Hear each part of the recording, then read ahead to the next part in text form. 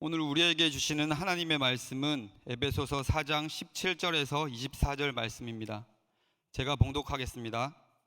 그러므로 내가 이것을 말하며 주 안에서 증언하노니 이제부터 너희는 이방인이 그 마음이 허망한 것으로 행함같이 행하지 말라. 그들의 총명이 어두워지고 그들 가운데 있는 무지함과 그들의 마음이 굳어짐으로 말미암아 하나님이 생명에서 떠나 있도다. 그들이 감각 없는 자가 되어 자신을 방탕에 방임하여 모든 더러운 것을 욕심으로 행하되 오직 너희는 그리스도를 그같이 배우지 아니하였느니라.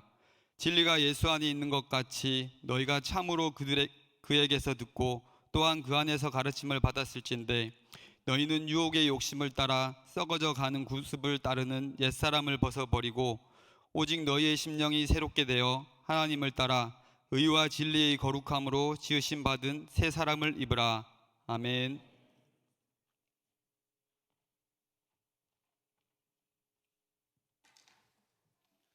베드로 청년회 담당하시는 전대성 목사님께서 새 사람이 되어 교회를 세우자라는 제목으로 말씀 전해 주시겠습니다.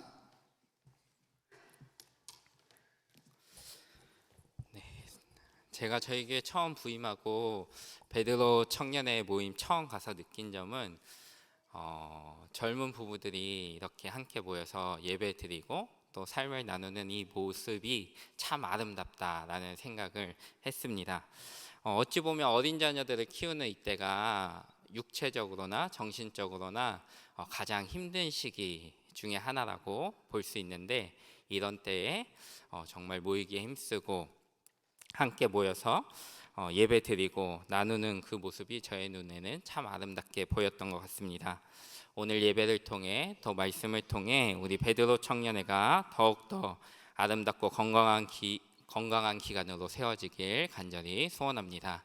그리고 베드로 청년회에 대한 좋은 소문이 널리 퍼져서 참석하지 않는 많은 성도님들도 함께 참석할 수 있는 은혜가 넘치길 간절히 소원합니다. 그리고 베드로 청년회뿐만 아니라 오늘 예배에 참석하신 모든 성도님들도 오늘 말씀을 통해서 우리의 정체성을 다시 한번 생각해보고 우리가 어떻게 살아야 할지에 대한 고민을 해보는 이 시간이 되길 간절히 소원합니다. 오늘 말씀은 그러므로라는 단어로 시작합니다. 우리는 이 단어를 통해서 오늘 우리가 함께 읽은 본문 말씀이 바로 앞단락인 에베소서 4장 1절에서 16절 말씀과 연결되는 말씀이다라는 사실을 깨달을 수 있습니다. 그래서 우리는 오늘 말씀을 살펴보기 전에 앞단락 말씀의 내용을 잠시라도 살펴볼 필요가 있는 것 같습니다. 저는 앞단락의 핵심되는 말씀이 3절 말씀이라고 생각하는데 우리 4장 3절 말씀 함께 읽어보도록 하겠습니다.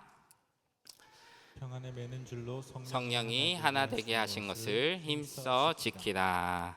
아멘. 성경은 우리에게 성령이 하나 되게 하신 것을 힘써 지키라고 이야기합니다. 그렇다면 성령이 하나 되게 하신 것은 무엇일까요? 그것은 바로 교회입니다. 성경은 우리에게 성령님이 하나 되게 하신 교회를 힘써 지키라고 이야기하고 있는 것입니다. 그리고 1절 말씀을 보면 성령이 하나 되게 하신 교회를 지키는 것이 부름받은 일에 합당하게 행하는 것이다 이야기하고 있습니다. 그리고 앞단락을 전체적으로 살펴보면 부르심 받은 일에 합당하게 행하는 것을 이제 크게 두 가지로 이야기하고 있는데, 첫 번째는 2절 말씀입니다. 우리 4장 2절 말씀 함께 읽어보겠습니다. 모든 겸손과 온유로 하고 오래 참음으로 사랑 가운데서 서로 용납하고. 아멘. 성령님이 하나 되게 하신 교회를 지키기 위해서는 첫째로 겸손과 온유, 오래 참음과 사랑으로 서로 용납하는 것이 우리에게 있어야 합니다. 그리고 이것은 모두 예수님의 성품입니다. 그래서 우리는 예수님의 성품을 닮아야지 성령이 하나 되게 하신 교회를 지킬 수 있다라고 성경이 이야기하는 것입니다. 두 번째는 이제 13절 말씀에 나오는데 우리 13절 말씀 함께 읽어보겠습니다. 우리가 다 하나님의 아들을 믿는 것과 아는 일에 하나가 되어 온전한 사람을 이루어 그리스도의 장성한 분량이 충만한 데까지 이르리니. 아멘. 성령이 하나 되게 하신 교회를 지키기 위해서는 둘째로 하나님의 아들 예수님을 믿는 것과 아는 일에 하나가 되어 온전한 사람이 되어야 합니다. 그래서 그리스도의 장성한 분량에 이를 수 있어야 합니다. 우리가 매일 범어 달고나를 하고 있는데, 우리가 매일 범어 달고나를 하는 이유가 무엇입니까? 우리가 말씀을 통해 예수님을 알아가고 배우기 위해서 그렇게 하는 것이죠.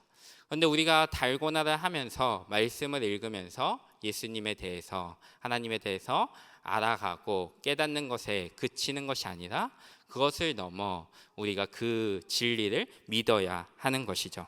그래야지 우리가 온전한 사람이 될 수 있는 것입니다.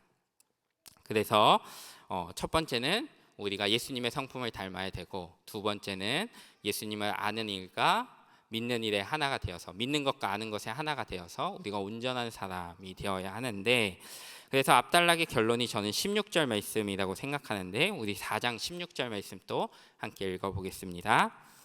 그에게서 온몸이 각마디를 통하여 도움을 받음으로 연결되고 결합되어 각 지체의 분량대로 역사하여 그 몸을 자라게 하며 사랑 안에서 스스로 세우느니라. 아멘. 우리가 그리스도를 바르게 알고 믿음으로 그의 성품대로 사랑하며 살아갈 때 그리스도의 몸인 교회는 사랑 안에서 스스로 세워진다라고 이야기하고 있습니다.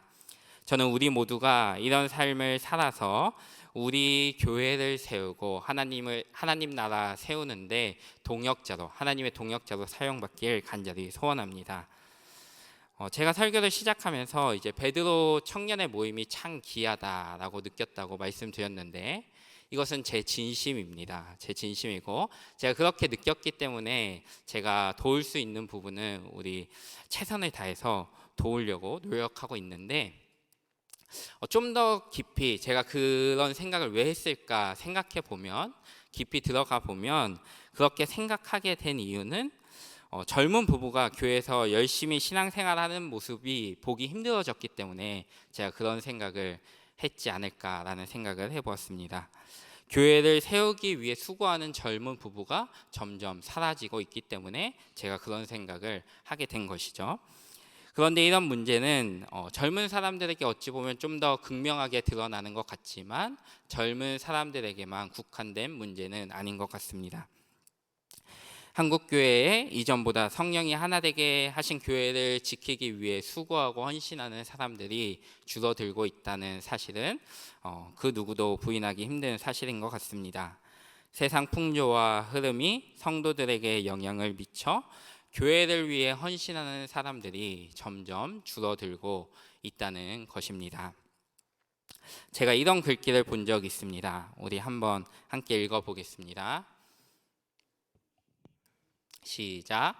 명목상 그림이 너무나 많고 성경 문맹자가 계속 늘어나고 있다. 그리고 이것은 문화에서 기독교 신앙의 지위가 축소되고 세속주의의 힘과 명성이 커지고 있다는 징후이다. 교회가 세상을 변화시켜야 하는데 명목상 그리스도인들이 많아지므로 세속주의의 힘과 명성이 커졌고, 그래서 교회가 세상에 영향을 주지 못하고 세상에 영향을 받고 있다는 것입니다. 이런 현실 속에서 우리가 중심을 잘 지켜야 할 것 같습니다. 그리고 우리는 우리의 정체성을 잘 기억해야 합니다. 그러면서 성령이 하나 되게 하신 교회를 지키기 위해 힘써야 한다는 것입니다. 이제 오늘 본문 말씀을 좀 살펴보도록 하겠습니다. 오늘 본문 말씀에서는 교회를 지키고 세우기 위해서 우리가 어떤 모습이 되어야 하는지, 또 우리가 무엇을 경계해야 되는지에 대해서 이야기하고 있습니다. 17절 말씀부터 살펴보면 성경은 우리에게 이방인이 그 마음에 허망한 것으로 행함같이 행하지 말라고 합니다. 이방인들, 세상 사람들은 허망한 것을 바라보고 허망한 것으로 마음을 채운 자입니다. 그래서 그들의 마음에는 허망한 생각들이 가득하고 그들은 허망한 자기 생각대로 허망하게 행하면서 살아가고 있습니다. 그렇다면 허망한 생각은 무엇일까요? 그리스도 안에 있지 않은 것이 다 허망한 생각입니다. 하나님의 영광을 위해 하지 않는 일이 다 허망한 일이다라고 이야기할 수 있는 것이죠. 세상 사람들은 하나님의 영광이 아닌 자신의 영광을 위해 살아가죠. 하나님 중심으로 살아가는 것이 아니라 내가 나의 삶의 주인이 되어서 나의 생각대로 나의 가치대로 살아간다는 것입니다. 그런데 성경은 이런 것이 바로 죄라고 이야기한다는 것이죠. 그런데 교회 안에도 이렇게 허망한 생각을 하면서 허망한 것을 추구하는 사람들이 있습니다.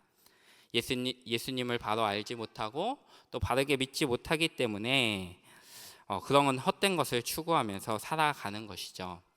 교회는 열심히 다니지만 자신의 의를 버리지 못하고 자신의 생각을 버리지 못하고 자신의 아집을 버리지 못하고 사는 사람들이 너무나 많다는 것입니다. 거룩한 제사장으로서 우리가 구별된 삶을 살아야 하고 거룩한 하나님의 생각과 뜻대로 살아야 하는데 그러지 못하는 성도들이 많다는 것입니다. 우리는 이 사실을 기억하면서 이제부터 세상 사람들처럼 허망한 것들을 추구하지 말아야 하고 예수 그리스도를 바라보며 그의 뜻대로 살아야 합니다. 우리가 그렇게 살 때 교회를 세우는 자가 될 수 있습니다. 다음으로 18절 말씀을 보면 이런 현상은 결국 무지와 딱딱한 마음에서 왔다라고 이야기합니다. 앞에서도 이야기했지만 그리스도를 알지 못하는 무지가 문제입니다. 하나님을 잘 알지 못하고 예수님을 잘 알지 못하기 때문에 하나님에 대해서 오해하는 거죠. 하나님을 나의 생각대로 판단하고 평가하는 것입니다. 그래서 어떤 사람들은 하나님을 요술램프 지니처럼 생각하기도 하고 또 어떤 사람은 가부장적인 아버지처럼 하나님이 권위주의적이고 말도 없고 관계 맺기도 힘든 가부장적인 하나님으로 생각하기도 합니다. 또 어떤 사람들은 법을 위반하길 기다리다가 위반하면 잡아서 벌을 주는 경찰 같은 하나님이라고 생각하기도 하는 것 같고, 그리고 어떤 사람들은 하나님께 기도했지만 기도 응답을 받지 못하니까 하나님이 매우 매정하다라는 생각을 하기도 하고, 또 반대로 하나님을 너무 가볍게 여기고 아무 때나 겁없이 수염을 잡아당길 수 있는 그런 인자한 할아버지처럼 생각하기도 하는 것 같습니다. 이런 생각을 하는 이유가 결국 하나님에 대해서 바른 이해가 없기 때문에 이런 오해와 생각을 하는 것 같습니다. 인간관계를 맺을 때도 우리가 상대방을 잘 알지 못하면 그 사람과 깊이 있는 관계를 맺을 수 없는 것처럼 우리도 하나님과 관계를 맺을 때 하나님을 잘 알지 못하면 하나님과 올바른 관계, 바른 관계를 맺을 수 없다는 것이죠. 우리가 이런 사실을 기억하면서 하나님을 알아가기에 더욱 힘쓰면 좋겠습니다. 그리고 우리가 계속해서 바르게 하나님을 알아가다 보면 우리의 지식이 깨달음으로 바뀌고 하나님에 대한 오해가 이해로 바뀌는 경험을 하게 될 것 같습니다. 그리고 여러 가지 힘든 상황 속에서도 계속 하나님을 알아가기 위해 힘쓸 때 우리가 그 하나님과의 관계가 깊어지고 또 하나님과의 관계가 깊어지면 하나님과의 관계 속에서 하나님이 주시는 참된 기쁨과 평안을 맛보는 경험을 하게 될 것 같다라는 생각을 하는데, 우리 베드로 청년의 회원들을 비롯해서 우리 모두가 이런 은혜를 누리며 살아갈 수 있길 간절히 소원합니다. 다음으로 딱딱한 마음은 하나님과의 관계에서 큰 장애물이 됩니다. 딱딱한 마음은 내가 교회를 세우는 자로 성장하는 것을 방해하는 것 같습니다. 우리는 오랜 시간 신앙생활 하다 보니까 우리의 마음이 점점 딱딱해지고 있는 거죠. 이방인들, 세상 사람들만 마음이 딱딱해지는 것이 아니라 우리의 마음도 딱딱해져 있다는 것입니다. 세상 사람들만 마음이 굳어서 하나님을 떠나는 것이 아니라 우리도 마음이 굳어 하나님을 가까이 하지 않을 때가 있다는 것이죠. 나의 마음이 굳어져서 나의 마음에 하나님의 말씀이 심기지 않는 것입니다. 그래서 말씀을 듣는 우리의 마음밭이 좋은 밭이 되어야 하는데, 좋은 밭이기보다는 길가와 돌밭과 가시떨기 밭 같을 때가 많다는 것이죠. 하나님의 말씀을 듣지만 그 말씀이 내 마음에 깊이 심겨지기보다는 교회를 나가면서 말씀을 잊어버리거나 아니면 여러 가지 고통과 시험 때문에 그 말씀을 잃어버리는 경우가 너무나 많다는 것입니다. 그래서 우리가 그런 것 때문에 말씀을 우리 마음에 깊이 새기지 못하고 그 말씀이 우리의 삶을 변화시키지 못하는 것이죠. 혹시 나의 마음이 굳어져 있다면 우리가 오늘을 계기로 우리의 마음이 다시 부드러워질 수 있으면 좋겠습니다. 우리의 마음밭이 좋은 밭이 되면 좋겠습니다. 좋은 밭이 되어서 말씀을 듣고 그 말씀을 마음에 심고 마음에 새기고 그 말씀으로 우리의 삶이 새로워지고 변화되면 좋겠다는 것입니다. 19절 말씀에는 이방인들이 감각 없는 자가 되어 방탕에 방임하여 모든 더러운 것을 욕심으로 행한다고 합니다. 죄가 정말 무서운 것은 죄는 우리를 점점 무감각하게 합니다. 죄는 우리를 둔하게 하죠. 그래서 죄를 짓다 보면 죄를 방임하게 됩니다. 죄가 죄인지도 모르고 짓게 되는 경우도 많습니다. 그래서 죄를 계속 짓다 보면 우리는 무감각해지고 더러운 것을 욕심내면서 더럽게 살게 되는 것입니다. 그래서 자신이 더러운데도 더러운지도 모르면서 살아가게 하는 것이 바로 죄입니다. 우리가 자녀를 키우다 보면 특히 코로나 시대 때 더 심했는데 외출하고 들어오면 자녀들에게 이렇게 손을 씻으라고 하잖아요. 비누로 손을 씻으라고 하는데 손에 세균이 있는데 자녀들은 그것도 알지 못하고 내 손에 아무것도 안 묻었으니까 깨끗하니까 손 안 씻는다고 고집을 피울 때가 있습니다. 그런 경험을 아마 여기 회원들은 한 번씩 다 해보셨을 것 같은데, 그런 것처럼 우리 손에 세균이 있는데 깨끗하다고 고집 피우는 것처럼 우리가 죄를 지으면서 살아가는데 죄를 짓는지도 모르고 살아가는 모습이 정말 무감각한 모습이다라고 제가 설교를 준비하면서 생각해 보았습니다. 그렇다면 이런 현상이 왜 일어납니까? 우리 마음이 무감각하기 때문에, 죄를 발견하지 못하기 때문에, 죄에 민감하지 못하기 때문에 그런 현상이 일어난다라는 생각을 해보게 됩니다. 성경을 보면 정말 위대한 인물들, 구약의 위대한 인물들을 보면 죄를 빨리 뉘우치는 것 같습니다. 다윗이 그랬고 히스기야가 그랬습니다. 죄를 지었지만 죄를 빨리 뉘우치고 회개하는 모습이 그들에게 있었던 거죠. 그들이 그렇게 할 수 있었던 것은 마음이 무감각하지 않았기 때문이죠. 그런데 저희가 지금 열왕기 말씀을 달고나 하고 있지만 선한 왕이라고 평가받은 왕들도 결말이 좋지 못할 때가 있습니다. 처음은 선하게 시작했지만 마지막에 좋지 못한 거죠. 마음이 무감각해져서 그 죄를 깨닫지 못하니까 그들의 결말이 좋지 못한 것을 우리가 보게 되는데, 위대한 신앙의 인물들은 다 빠른 회개를 했던 것을 우리가 말씀을 통해 보게 되는 것 같습니다. 성도님들 혹시 도둑질 해보셨습니까? 저는 도둑질을 해본 적이 있는데, 어릴 때 도둑질을 처음 할 때는 막 가슴이 막 쿵쾅쿵쾅 막 뛰어요. 손도 막 달달달달 이렇게 떨리고. 그런데 한 번 도둑질하고 두 번 도둑질하면 자연스러워집니다. 가슴도 뛰지 않고 손도 떨리지 않습니다. 물건을 집어서 자연스럽게 주머니에 넣게 되죠. 왜냐하면 그 죄에 익숙해진 것입니다. 죄 때문에 내 마음이 무감각해진 것이죠. 그리고 이것이 바로 죄의 무서움이다라고 저는 생각합니다. 그런데 말씀은 20절에서 무엇이라 이야기하나요? 우리는 그렇게 배우지 않았다라고 이야기합니다. 에베소 교회 성도들은 그렇게 배우지 않았습니다. 우리도 그렇게 배우지 않았습니다. 세상 사람들처럼 살라고 배우지 않았습니다. 그런데 우리가 세상 사람들처럼 살아가고 있다면 우리의 신앙에 뭔가 문제가 있다는 것이죠. 21절, 22절에서는 우리가 예수 안에 있는 진리대로 예수님의 간에 듣고 그분 안에서 가르침을 받았다면 우리가 옛 모습을 따르며 살아가는 것이 아니라 옛사람을 벗어야 된다라고 이야기하고 있습니다. 23절, 24절에서는 오직 심령이 새롭게 되어 하나님을 따라 의와 진리의 거룩함으로 지으심을 받은 새 사람을 입으라라고 성경은 이야기하고 있습니다.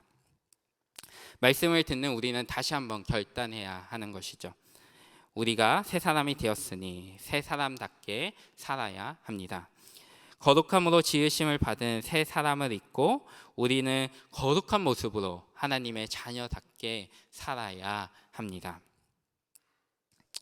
저는 오늘 말씀 앞에서 우리가 고민해 보아야 할 것은 크게 두 가지라고 생각합니다. 첫째, 과연 나는 옛사람을 벗어버리고 새 사람을 입은 성도인가? 둘째, 내가 새 사람을 입은 성도라면 그렇게 새 사람을 입은 성도라고 이야기하면서 여전히 옛사람처럼 살고 있지는 않은가? 우리가 이 두 가지를 고민해 보아야 되는 것 같습니다. 미국의 한 성경학자가 에베소서 주석에서 오늘 본문 메시지를 정리하면서 미국 사람처럼 살지 마십시오라는 말을 했습니다.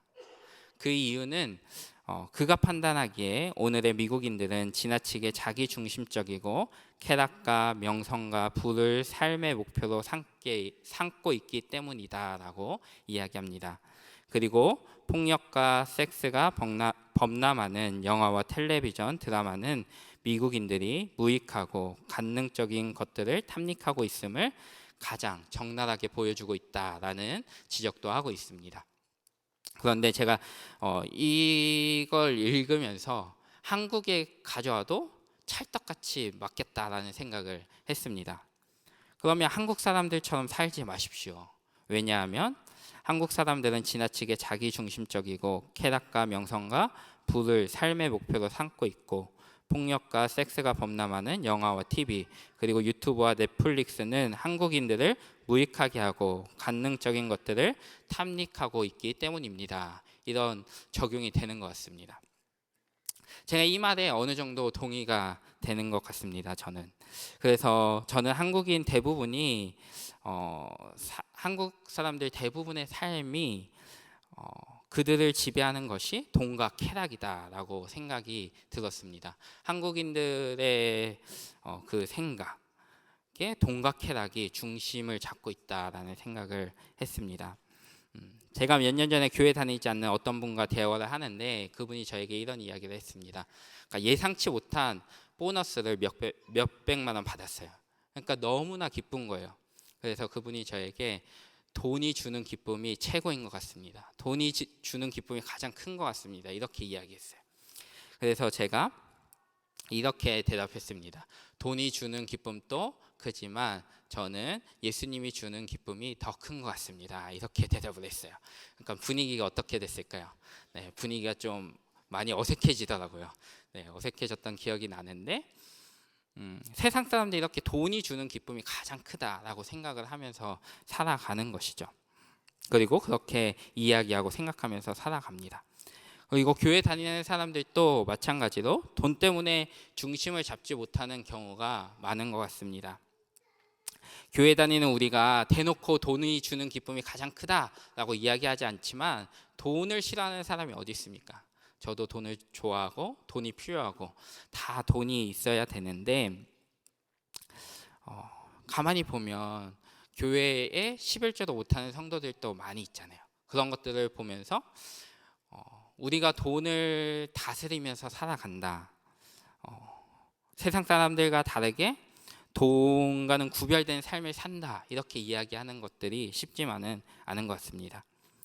우리도 만몬을 경계해야 되는 것이죠.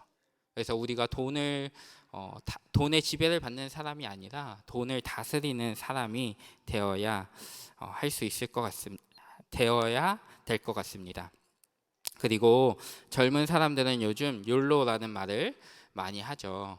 그래서 인생은 욜로라는 뜻은 인생은 한 번뿐이다라는 뜻입니다. 그래서 미래나 타인을 위해 희생하지 말고 현재 행복을 위해 소비하는 라이프 스타일을 이야기하는데, 우리가 이런 용어를 통해서도 우리가 살아가는 사회가 삶의 쾌락이 최우선된 사회라는 것을 깨닫게 되는 것입니다. 지금 한국 사람들은 남들보다 더 많이 가지려는 욕심 때문에 수단과 방법을 가리지 않고 돈을 벌려고 합니다. 어떤 이들은 생명보다 돈을 더 중요시하죠. 그래서 돈 때문에 사람을 납치하기도 하고 살인하기도 합니다. 또 돈 몇 푼 때문에 형제가 원수처럼 지내기도 합니다. 나의 가치관은 세상 사람들과 다른지 우리가 한번 생각해 보아야 할 것 같습니다. 성경의 가치관대로 살면 실패할까봐, 낙오할까봐 두려워서 세상 사람들을 열심히 따라가고 있지는 않은지 우리가 한번 고민해 봐야 되는 것 같습니다. 우리 자녀들을 키우면서도 우리 자녀가 세상 친구들보다 뒤처질까봐 세상 기준에서 키우고 있는 것은 아닌지 우리가 이런 고민도 해봐야 될 것 같고, 자녀가 신앙보다 학업을 우선시하는데 부모인 내가 동조하고 방관하고 있지 않은지 이런 것들도 한번 생각해 봐야 될 것 같습니다. 나의 돈과 시간은 하나님을 위해 더 많이 사용되는지, 아니면 나의 유익을 위해, 나의 쾌락을 위해 더 많이 사용되고 있는지, 그런 것들도 우리가 한번 고민해 봐야 되는 것 같습니다. 우리가 이런 질문들을 나에게 한번 진지하게 던져 보아야 하는 것이죠. 그리고 우리는 오늘 말씀의 엄중한 경고에 귀를 기울일 수 있어야 합니다. 이제부터는 세상 사람들처럼 허망한 것을 추구하지 말고 사시기 바랍니다. 새 사람이 되었으니 새 사람답게 살아가십시오. 이렇게 말씀드리고 싶습니다. 빌립보서 3장 말씀을 보면 우리의 시민권이 하늘에 있다라고 이야기합니다. 우리의 시민권은 하늘에 있습니다. 우리가 이 사실을 기억하면서 세상이 아닌 하나님 나라를 바라보면서 살아야 하겠습니다. 그리고 빌립보서 3장 말씀에는 또 사도 바울이 이렇게 이야기합니다. 그리스도의 십자가의 원수로 행하는 빌립보 교회 성도들을 향해 울면서 권면하고, 그리스도를 아는 지식이 가장 고상하다라고 이야기합니다. 그리고 내가 그것이 가장 고상하기 때문에 내가 이전에 유익하다 여기던 것을 다 해로 여기고, 또 예수를 위해 모든 것을 배설물로 여김으로 내가 예수 그리스도를 얻었다라고 이야기하고 있습니다. 우리는 나의 돈과 쾌락을 포기해야 합니다. 그래야지 우리가 예수 그리스도를 얻을 수 있는 것입니다. 그래야지 나를 섬기는 것이 아니라 하나님을 섬길 수 있습니다. 그래야지 교회를 세우신 산돌이신 예수님처럼 우리도 그분을 닮아 산돌로서 교회를 세우는 사명을 감당할 수 있는 것입니다. 마지막으로 우리가 기억해야 하는 것은, 새 사람을 입었다는 것은 우리가 완전한 새 사람이 되어서 저절로 새 사람답게 사라지는 것을 이야기하는 것이 아닙니다. 새 사람은 하나님의 선물이자 동시에 우리의 가제입니다. 그래서 우리가 우리의 가제라는 포인트를 잘 기억해야 할 것 같습니다. 결국 우리가 그리스도 안에서 이미 새 사람이 되었으니 온전한 사람이 될 때까지, 그 새 사람이 완성될 때까지 새 사람됨을 실천하기 위해 수고해야 된다는 것입니다. 발버둥 쳐야 한다는 것입니다. 우리가 하나님 앞에서 발버둥 치지 않으면 우리가 변화되지 않습니다. 하나님의 은혜와 우리의 책임이 만날 때 하나님의 일하심과 변화와 역사가 일어나는 것입니다. 그리고 내가 변해야지 우리 가정이 건강해질 수 있고, 내가 변해야지 우리 교회가 건강하게 세워질 수 있는 것입니다. 성령이 하나 되게 하신 교회를 힘써 지키는 삶을 살 수 있는 것입니다. 우리 베드로 청년의 회원들이 새 사람이 되어서 우리 베드로 청년의 이 공동체가 더욱더 건강한 공동체가 되길 간절히 소원합니다. 그리고 우리 범어교회 성도님들도 새 사람이 되었으니 새 사람답게 살아서 우리 교회가 더욱더 아름다운, 하나님이 보시기에 아름답고 건강한 교회로 세워지고 성장해지길 간절히 소원합니다. 마지막으로 16절 말씀을 보면 각자가 역할을 잘 감당할 때 사랑 안에서 스스로 세워진다라고 이야기합니다. 그래서 내가 새 사람을 입었으니 새 사람답게 열심히 살아가며 예수님의 성품을 가지고 온전한 사람이 되기 위하여서 열심히 살아갈 때 스스로 세워진다라고 성경은 이야기합니다. 그래서 내가 나의 자리에서 최선을 다할 때 우리 교회가 더욱더 아름답게 건강하게 스스로 세워질 것이다 믿습니다. 이 믿음을 가지고 우리가 이번 한 주의 삶도 승리할 수 있길 주님의 이름으로 축복합니다. 기도하겠습니다. 좋으신 하나님 감사합니다. 오늘 또 하나님을 섬기며 하나님을 예배할 수 있는 자리로 인도하여 주시고 아침부터 오후 늦은 시간까지 하나님을 예배할 수 있게 하심에 감사합니다. 하나님, 우리가 새 사람이 되었으니 새 사람답게 교회를 세우며 또 하나님이 우리에게 허락하신 공동체를 세우며 살아가길 소원합니다. 하나님, 우리를 통해 나를 통해 교회가 아름답게 세워지는 놀라운 역사가 있게 하시며 하나님의 은혜와 또 나의 책임이 만나 하나님의 능력이 하나님의 일하심이 우리 공동체 가운데 넘쳐나게 하여 주시옵소서. 특별히 베드로 청년에 붙잡아 주시고 어린 자녀들 키우면서 여러 가지 힘든 상황들이 많을 텐데 이들이 믿음을 잘 지키게 하시고 잘 유지하게 하시고 이들이 우리 교회 안에서 본이 되어 베드로 청년에 대한 좋은 소문이 더욱더 많이 퍼지게 하셔서 이 공동체가 하나님 앞에서 더욱더 성장하고 또 많은 영혼들이 몰려와 함께 예배하며 나눌 수 있는 그런 공동체로 세워질 수 있도록 인도하시고 은혜 베풀어 주시옵소서.